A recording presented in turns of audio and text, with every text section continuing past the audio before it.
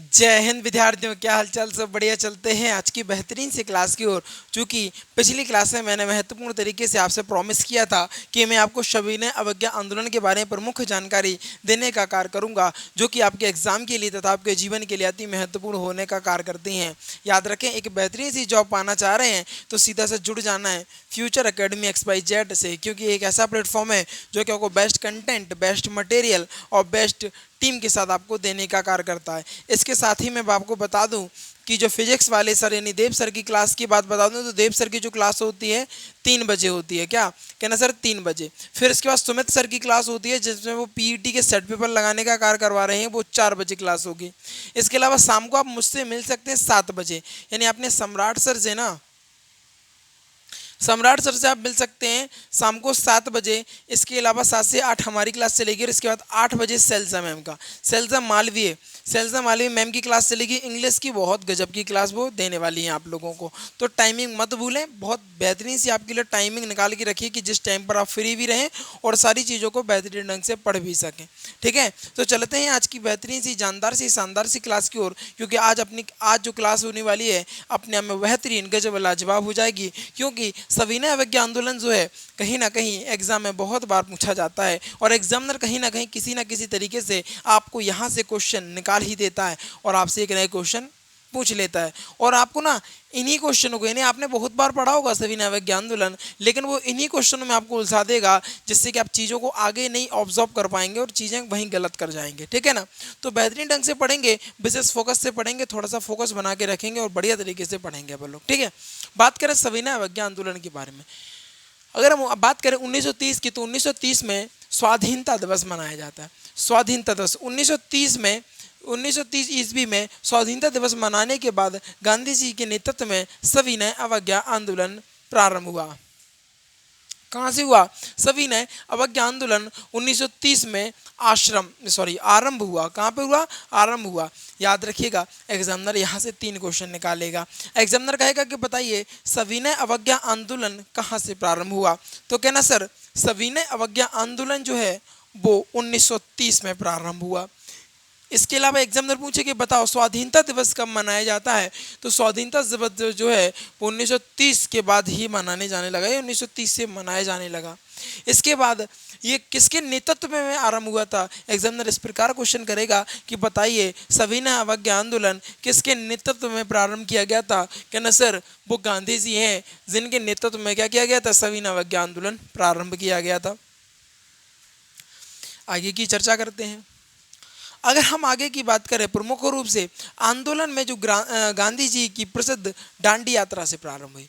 ये आंदोलन गांधी जी की प्रसिद्ध दांडी यात्रा से प्रारंभ हुई। एग्जामिनर यहाँ से भी क्वेश्चन बड़े बेहतरीन ढंग से कहने का कार्य करेगा। वो कहेगा कि बताइए किस यात्रा के बाद सविनय अवज्ञा आंदोलन प्रारंभ हुआ। कहना सर ये गांधी जी की प्रसिद्ध यात्रा है जिसको दांडी यात्रा के नाम से हम जानते हैं, उस यात्रा के बाद ही सविनय अवज्ञा आंदोलन प्रारंभ हुआ या उसी के साथ प्रारंभ हुआ। याद रखिएगा, 1 question, 2 question, 3 question, 4 question, 5 question और 6 क्वेश्चन, यानी 2 लाइनों से भैया 6 क्वेश्चन, यानी 1 लाइन से 3 क्वेश्चन मैंने आपको बताने का कार्य किया। फिर से एक बार देख लेते हैं चीज़ों को। अगर वो कहे 1930 में क्या मनाया जाता है, कहना 1930 के बाद ही स्वाधीनता दिवस मनाया जाने लगा। वो पूछेगा बताओ सविनय अवज्ञा आंदोलन किसके नेतृत्व में आया। कहना सर सविनय अवज्ञा आंदोलन गांधी जी के नेतृत्व में हुआ। सविनय अवज्ञा आंदोलन कब प्रारंभ हुआ? कहना सर 1930 में प्रारंभ हुआ। अगर वो पूछे बताओ किस आंदोलन के बाद हुआ या किस आंदोलन के साथ प्रारंभ हुआ, कहना सर दांडी यात्रा के साथ ही ये प्रारंभ होने का भी कार्य कर रहा था। 5 से 6 क्वेश्चन जो हैं बड़े बेहतरीन ढंग से आपको याद भी हो गए होंगे और समझ में भी आ गए होंगे। ठीक है, आगे की बात करते हैं बड़े बेहतरीन ढंग से। अगर हम बात करें 12 मार्च की, तो 12 मार्च 1930 को कौन सा? कहना सर 12 मार्च 1930 को गांधी जी ने अहमदाबाद के अपने साबरमती आश्रम में 78 सदस्यों के साथ, कितने? कहना सर 78 सदस्यों के साथ दांडी यात्रा की तरफ पैदल यात्रा प्रारंभ की। अच्छा सुन लो पहले क्या है इसमें। अगर एग्जामिनर पूछे कि बताओ जो दांडी यात्रा थी वो कहाँ से प्रारंभ हुई थी, कहना सर जो दांडी यात्रा है वो अहमदाबाद के अपने साबरमती आश्रम से, कहाँ से, अहमदाबाद के साबरमती आश्रम से। अगर जगह पूछे तो कह देना सर अहमदाबाद, और पूछे कहाँ से तो कहना सर साबरमती आश्रम से। दोनों में से एक ही चीज़ें रहेंगी, देख लीजिएगा, साबरमती आश्रम से। कितने सदस्यों के साथ, कहना सर 78 सदस्यों के साथ इन्होंने दांडी यात्रा प्रारंभ करने का कार्य किया था। किस दिन करने का कार्य किया था, कहना सर वो दिन जो रहने वाला है वो 12 मार्च 1930 का रहने वाला है। किस दिन, कहना सर 12 मार्च 1930 में गांधी जी के द्वारा अहमदाबाद में साबरमती आश्रम से 78 सदस्यों के साथ, आपको बता दें सदस्यों के साथ महात्मा गांधी ने दांडी यात्रा का प्रारंभ किया था, यानी दांडी यात्रा प्रारंभ की और पैदल यात्रा प्रारंभ की। दांडी यात्रा जो है वो अहमदाबाद से करीब 385 किलोमीटर, 385 किलोमीटर भारत के पश्चिम तट पर अवस्थित है। कितने हैं, भारत के पश्चिम तट पर अवस्थित है। याद रखिएगा, थोड़ा सा चीज़ें इंपॉर्टेंट यहाँ से भी हो जाने का कार्य करेंगी। अगर एग्जामिनर पूछे कि बताओ दांडी यात्रा कब प्रारंभ हुई थी, कहना सर 12 मार्च 1930 में। कहाँ से हुई थी, कहना सर अहमदाबाद से। अहमदाबाद में कहाँ से, कहना सर साबरमती आश्रम से। कितने सदस्यों के साथ, कहना सर 78 सदस्यों के साथ। इतने ये क्वेश्चन आपके यहाँ से बनने वाले हैं, अति महत्वपूर्ण। ठीक, आगे की बात करें, आगे की बात करें। ये लोग 6 अप्रैल सन 1930 को दांडी पहुंचे। दांडी एक जगह का नाम है विद्यार्थियों, याद रखिएगा, दांडी एक जगह का नाम है, इसलिए इसको दांडी यात्रा कहा जाता है। कहाँ का, कहना सर ये दांडी पहुंचे। कब पहुंचे, कहना सर ये 6 अप्रैल 1930 को दांडी पहुंचने का कार्य किया था। और दांडी यात्रा प्रारंभ कब की गई थी, कहना सर दांडी यात्रा 12 मार्च 1930 को की गई थी। और पहुंचे कब ये दांडी, कहना सर ये 6 अप्रैल 1930 को पहुंचने का कार्य किया। इतनी बात समझ में आ गई होगी। आगे की प्रमुख रूप से हम चर्चा करें, नमक के कानून पर सरकार का एक अधिकार था। नमक के कानून पर सरकार का एक अधिकार था, इसलिए किसी के लिए नमक बनाना गैर कानूनी माना जाता था। अब जैसे कि आपको प्रमुख रूप से बात करें, अगर हम बात करें जो बारूद वगैरह है वो कहीं ना कहीं सरकार के पास इसका अधिकार है। अब अपने घर पे तो बना नहीं सकते हैं, और मान लीजिए आप बनाते हैं तो क्या ये गैर कानूनी नहीं होगा, बिल्कुल होगा। एक अधिकार बोलते हैं इसको, क्या बोलते हैं, एक अधिकार, यानी केवल और केवल जो बारूद बनाने का अधिकार है वो केवल सरकार को है, अन्यथा और किसी को नहीं है। लेकिन अगर आप अपने घर पर बनाते, इसको क्या बोलेंगे, एक अधिकार। क्या बोलते हैं भैया, कहना सर इसको एक अधिकार बोलते हैं। और मान लीजिए आपने अपने घर पर बना लिया बारूद, तो क्या आप ये गैर कानूनी हुआ कि नहीं हुआ, कहना सर बिल्कुल हुआ गैर कानूनी। इसी तरीके से अंग्रेजों ने भी एक लॉ पारित किया गया था कि जो नमक बनाने का जो अधिकार है, इसको नमक कानून के नाम से हम जानते हैं। उन्होंने कहा कि जो नमक बनाने का अधिकार है वो केवल हमारे पास है, यानी इसको एकाधिकार, क्या एकाधिकार कर दिया। इसीलिए जो अदर लोग अगर अपने घर पे नमक को बनाते थे तो वो गैर कानूनी कहलाता था। क्या कहलाता था, कहना सर वो गैर कानूनी कहलाता था। आगे की बात करें, नमक कानून तोड़ने के बाद संपूर्ण देश में सविनय अवज्ञा आंदोलन शुरू हुआ। नमक कानून तोड़ने के बाद, कहना सर ये टूटा कैसे, भैया ये गांधी जी के द्वारा ही टूटा था। आपको पता है गांधी जी तो किस प्रकार के व्यक्ति है, इसको हम बेहतरीन ढंग से पिछली क्लासों में भी आपको बता चुके हैं। ये तो आप बड़े अच्छे से ही जानते होंगे कि गांधी जी किस प्रकार के व्यक्ति रहने का कार्य कर रहे थे। वो तो अपनी शर्तों को मनवाने के लिए बैठ जाया करते थे और कहते थे कि मर जाऊंगा, मिट जाऊंगा, खाना नहीं खाऊंगा, या तो मेरी मांगे पूरी करो, नहीं तो मैं यहीं मर जाऊंगा। इसके अलावा अंग्रेजों के मानने के बाद अंग्रेज इनकी बात इसीलिए मान लेते थे क्योंकि ये स्तरीय नेता थे, यानी लोगों के साथ इनका जो जुड़ाव था वो कहीं ना कहीं अति महत्वपूर्ण था। अब जो नमक कानून था इसको तोड़ने का भी कार्य ये गांधी जी ने ही किया था। गांधी जी बैठे रहे समुद्र के किनारे गए और नमक का ढेर इकट्ठा कर दिया कि नमक कानून टूट गया, हमने नमक बना दिया। यानी नमक कानून तोड़ने के बाद ये व्यक्ति बड़े जानदार शानदार हुआ करते थे। सबकी गांधी जी के मतलब में अलग अलग सोच हो सकती है, कोई कुछ कहता है, कोई कुछ कहता है, सभी के भारतीय चीज़ें अलग अलग हो सकती हैं। लेकिन प्रमुख रूप से आपको इतनी सी बात बताना चाहूँगा कि जो गांधी जी व्यक्ति हुआ करते थे वो वाकई में एक महान व्यक्ति, आप कह सकते हो उनको महान व्यक्ति हो सकते हैं।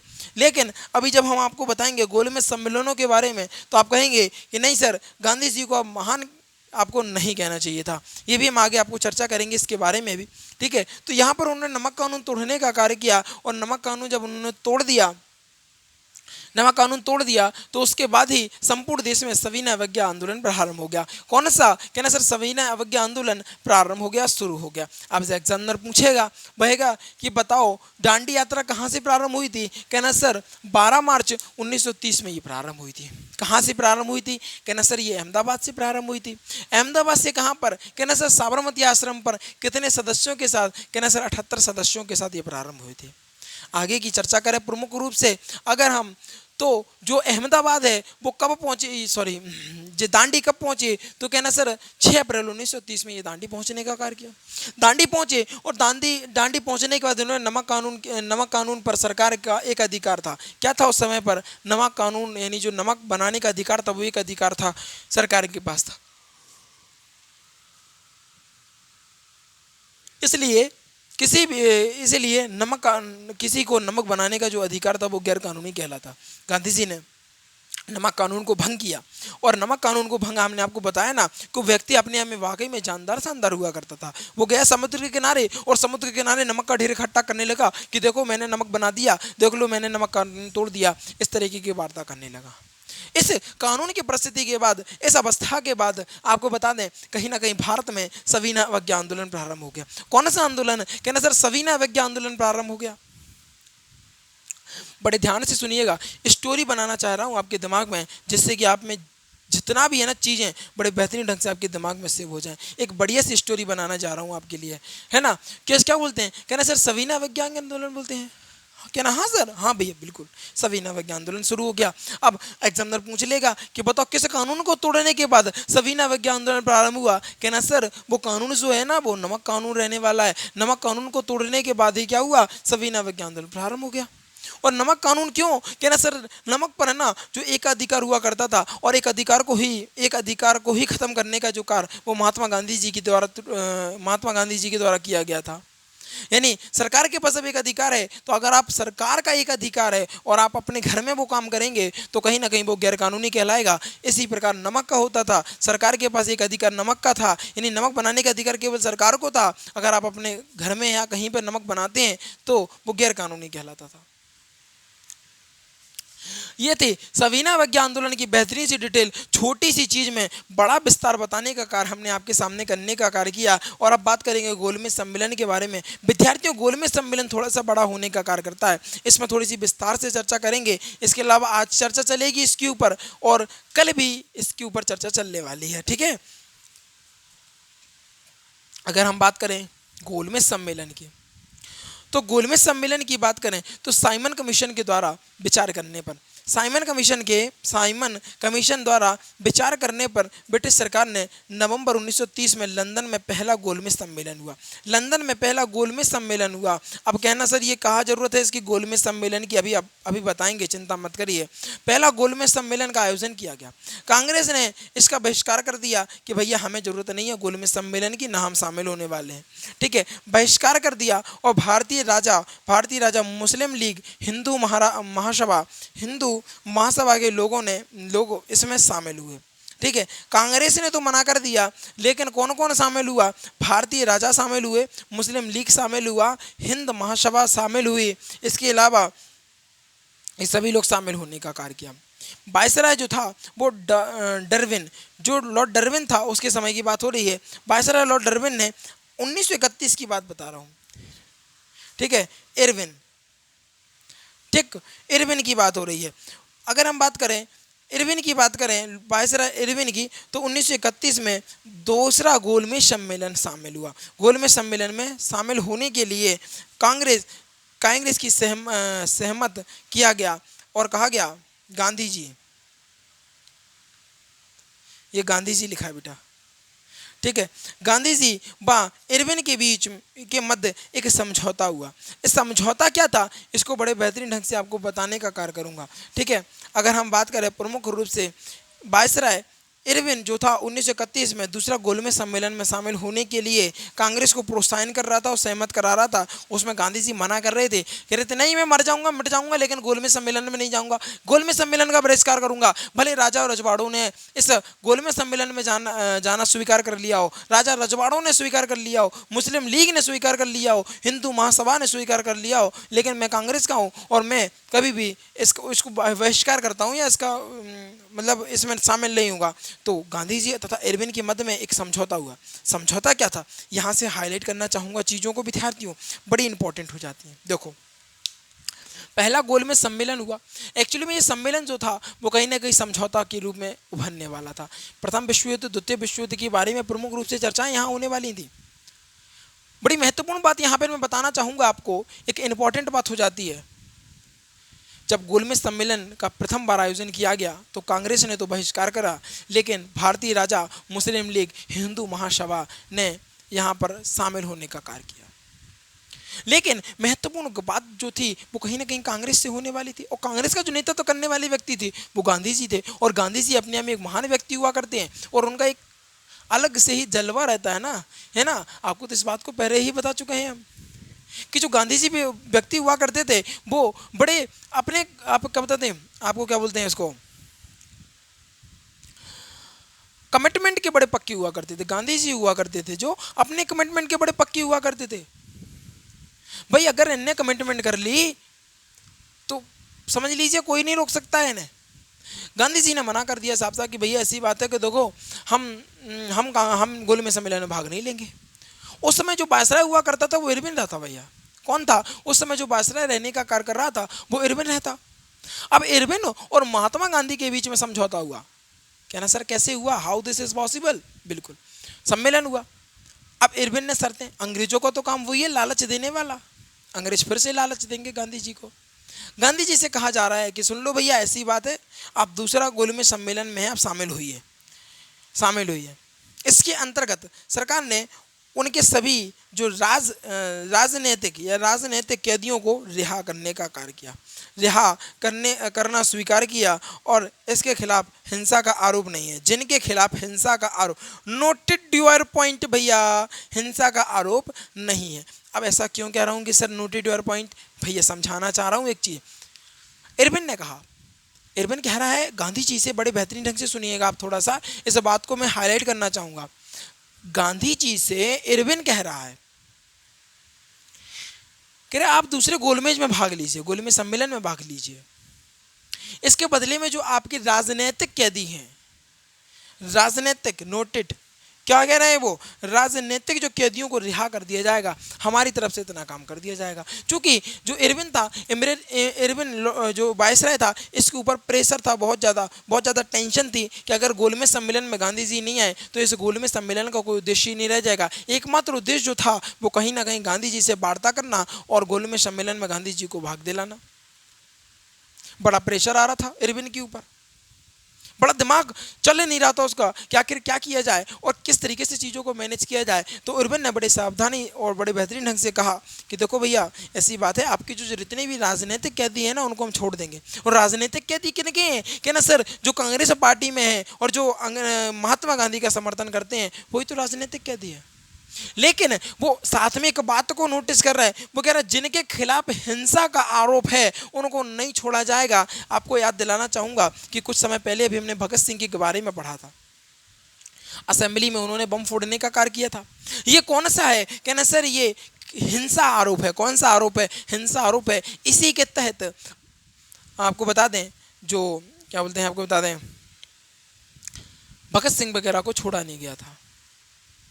महात्मा गांधी अगर ये बात को चाहते और मनवाना चाहते तो लॉर्ड इरविन को मानना ही पड़ता। क्योंकि मैं एक बेहतरीन बात बताना चाहता हूँ कि जो प्रमुख रूप से महात्मा गांधी व्यक्ति हुआ करते थे वो उनसे चीज़ें अटकी थी गोलमेज सम्मेलन में। भाई अटकी है ना, अटके को तो गधे को भी बाप कहना पड़ता है, आपने कहावत सुनी होगी। अब जो इरविन था ना वो गांधी जी को बाप ही कह रहा था कि भाई साहब जैसा भी हो, जो भी हो, आपकी शर्तें हम सब मान लेंगे। लेकिन गांधी जी ने इतनी सी बात नहीं करी कि हिंसा का कुछ नहीं मतलब, हमें तो हमारे भगत सिंह चाहिए, हमें तो हमारे बटुकेश्वर दत्त चाहिए, हमें तो अपने लोग चाहिए। उनको आज़ाद दिलाओगे या उनको आज़ाद करोगे या उनको रिहा करोगे, उसी के बाद ही हम गोलमेज सम्मेलन में जाते। अगर गांधी जी इस प्रकार की वार्ता रखते तो 101% ये मेरा विश्वास कहता है कि आज भगत सिंह जैसे लोग हमारे साथ रहने का कार्य कर रहे होते। अभी तो ना रहते, मतलब काफी लंबे समय तक रहने का कार्य कर रहे होते, लेकिन कह रहे हैं ना, ईगो दोनों का साथ में था। बड़ी बेहतरीन सी बात कहना चाहूंगा, जहां पर दो बड़े लोग आपसी में टकराते हैं, दो लोगों के ईगो साथ में आते हैं, तो चीजें कहीं ना कहीं गड़बड़ हो जाती हैं। विद्यार्थियों, एक बात बताना चाहूंगा, एक बात बताना चाहूंगा कि जो प्रमुख रूप से, अगर गांधी जी के विचार आपको पता थे ना कि भैया शांति से रहो, है ना, सब तरीके से मिलजुल कर रहो, शांति से मिलेगी आज़ादी, है ना। आपको बताया था असहयोग आंदोलन के तहत भी उन्होंने कहा था हिंसा नहीं होनी चाहिए, ऐसा नहीं होना चाहिए, तमाम इस चीज़ को तो हम पढ़ा चुके हैं आपको, है ना। लेकिन इनके विचार कुछ और थे। वो कहते थे कि जो अंग्रेज हैं वो अंग्रेज बहरे हो चुके हैं, उनको सुनाने के लिए एक बम और गोले की आवश्यकता है, और जो कि असेंबली में उन्होंने फोड़ा भी, लेकिन किसी भी व्यक्ति को खरोंच भी नहीं आए, क्योंकि वो केवल और केवल सुनाना चाहते थे कि अब तो स्वतंत्रता हमें चाहिए ही चाहिए, बस उनका उद्देश्य एकमात्र यही था। लेकिन दोनों की ईगो साथ में आ रहे थे। महात्मा गांधी का ईगो कि नहीं, हम तो जहाँ पर सद्भाव की बात करते हैं, जहाँ पर कहते हैं हिंसा नहीं होनी चाहिए, और ये व्यक्ति हिंसा की बात करता है। तो भाई दोनों के विचार अलग अलग हो सकते हैं, ये थोड़ी ना भाई आज आपको वो भी आज़ादी के लिए लड़ रहा है, भारत को आज़ाद कराने के लिए, आप भी आज़ादी के लिए लड़ रहे हैं। अगर दोनों साथ मिलकर देते ना एक दूसरे का साथ, तो इस बात की गारंटी दे सकते हैं कि भारत पहले ही आज़ाद हो गया होता, और आज हम कहीं ना कहीं और बुलंदियों और ऊंचाइयों पर पहुंचने का कार्य कर रहे होते। लेकिन गांधी जी भी कहाँ कम रहने वाले थे। तो गांधी जी इतने ही से खुश हो गए कि ठीक है, कोई दिक्कत नहीं है, अपने आदमी तो आ गए हैं तो राजनीतिक जो कैदी थे उनको रिहा कर दिया जाएगा, और गांधी जी मानने वाले यहाँ पर है, ठीक है। लेकिन उन्होंने कहा हिंसा, यानी जो जिनके खिलाफ हिंसा का आरोप है उनको नहीं जाने दिया गया, यानी भगत सिंह वगैरह को नहीं छोड़ा जाएगा। आगे की बात करें, इस समय ब्रिटेन के जो प्रधानमंत्री थे रैमजे मैकडोनाल्ड रहने का कार्य कर रहे थे। ये सम्मेलन के कौन थे? अध्यक्ष रहने का कार्य कर रहे थे। इसके बारे की जो चर्चा है वो प्रमुख रूप से इंपॉर्टेंट रहने वाली है। क्या?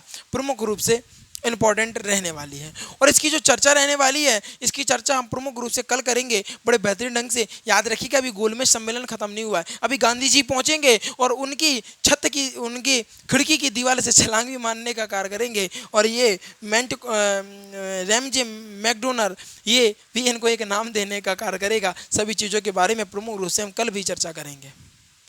एक बार रिवीजन कर लेते हैं, क्योंकि बड़ी बेहतरीन सी बात कहता हूँ, हम तो बड़ी बेहतरीन सी बात कहते हैं कि भैया जीवन में आगे बढ़ना है तो रिवीजन मूल मंत्र है आपके लिए। ज़्यादा पढ़ना जरूरी नहीं है, रिवीजन करना जरूरी है। तो एक बार चलते हैं जानदार शानदार से रिवीजन की ओर। अगर बात करें सविनय अवज्ञा आंदोलन के बारे में, 1930 ईस्वी में स्वाधीनता दिवस मनाने के बाद गांधी जी के नेतृत्व में सविनय अवज्ञा आंदोलन 1930 में आरंभ किया गया। आंदोलन गांधी जी की प्रसिद्ध दांडी यात्रा से आरंभ हुआ। 12 मार्च 1930 में को गांधी जी ने अहमदाबाद में अपने साबरमती आश्रम में 78 सदस्यों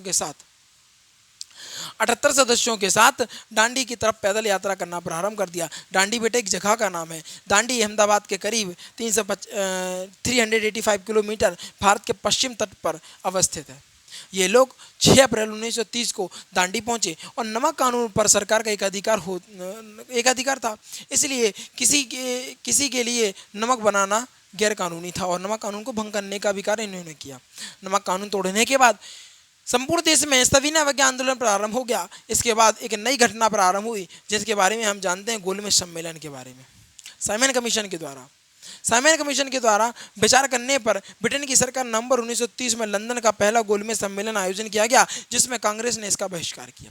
भारतीय राजा, मुस्लिम लीग, हिंदू महासभा लोग इसमें शामिल हुए। वायसराय अरेबियन 1931 में दूसरा गोलमेज सम्मेलन शामिल होने के लिए कांग्रेस को सहमत किया। गांधी जी व अरेबियन के मध्य में एक समझौता हुआ, जिसके अंतर्गत सरकार ने सभी राजनीतिक कैदियों को रिहा करने का आश्वासन दिया और छोड़ने का कार्य किया। लेकिन उन्होंने कहा कि जिनके खिलाफ हिंसा का आरोप है उनको नहीं छोड़ा जाएगा। इस समय ब्रिटिश प्रधानमंत्री रैमजे मैकडोनाल्ड रहने का कार्य कर रहे थे, जो सम्मेलन की अध्यक्षता भी करने का कार्य करते। दूसरा गोलमेज सम्मेलन की अध्यक्षता किसने की? तो ब्रिटेन के प्रधानमंत्री के द्वारा द्वितीय गोलमेज सम्मेलन की अध्यक्षता की जा रही थी। ये थी चीज़ें, बड़े बेहतरीन ढंग से आपको समझाने का प्रयास किया। इतने बढ़िया तरीके से सोचा कि नहीं, आपको चीज़ें दिमाग में सेव हो जानी चाहिए, आपको दिमाग में आ जानी चाहिए, बस यही प्रयास था। हम तो चाहते हैं कि आप एक ऐसा मुकाम हासिल कर जाएं कि दुनिया देखे कि नहीं, ऐसा मुकाम भगवान सबको दे, है ना। आपके साथ में जुड़ा रहूँगा, हमेशा मिलूँगा फिर कल से, फिर कल मिलूँगा शाम को 7 बजे। इंतज़ार करिएगा, ठीक है ना। जल्द ही मिलेंगे, आज जाएंगे तो कल तो आएंगे, ठीक है। ऐसे समाप्त करते हैं वीडियो को। जो विद्यार्थी नए हैं वो जल्दी से वीडियो को लाइक कर लीजिएगा, चैनल को सब्सक्राइब कर लीजिएगा और शेयर करके आइएगा अपने यार दोस्तों और चाहने वालों के साथ, क्योंकि आज की जो वीडियो थी कहीं ना कहीं बेहतरीन, गजब और लाजवाब होने का कार्य कर रही थी। इन्हीं चंद शब्दों के साथ विदा लेना चाहूँगा। जीवन में आनंदित रहिएगा और आगे बढ़ते रहिएगा। Thanks for watching. जय हिंद, जय भारत। Thanks for watching.